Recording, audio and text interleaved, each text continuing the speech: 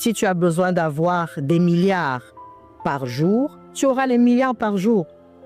Il y a le serpent boa et le serpent python, aussi qui sont très prisés. Ce sont des serpents qui vont vomir de l'argent. C'est comme ton totem. Bien évidemment, tu ne vas pas le voir dans la maison. Généralement, c'est caché ou encore, ça peut être masqué par un autre objet. On le totémise afin que tu puisses t'en servir selon les prescriptions, toujours selon l'accord et selon ce que l'entité a besoin. Par exemple aussi pour certains, les portefeuilles. Ça se fait. Ça se fait. Toujours avec un accord. Par exemple, les calebasses mystiques.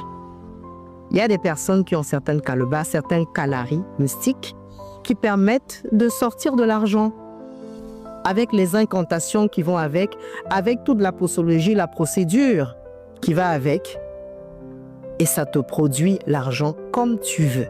Tu donnes le montant et c'est tout. Elle est déjà affectée pour ça, mais en contrepartie, tu auras un sacrifice à faire. Souvent, la plupart du temps, c'est ton sang qui est le sacrifice.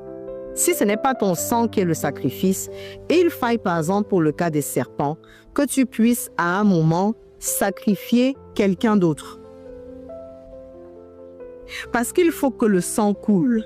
Il faut qu'il y ait un sacrifice dans ces cas de figure-là. Et c'est ainsi que ça permet d'équilibrer l'accord et ça permet de t'éviter toi aussi en quelque sorte de passer plus tard à la caisse. Parce que si l'entité n'est pas nourrie, à un moment donné, c'est toi qui vas partir. Dans certains autres cas de figure, si l'entité n'est pas nourrie, il va commencer à lessiver ta famille. Il ne te demande pas. Il le fait. Parce qu'il doit être nourri.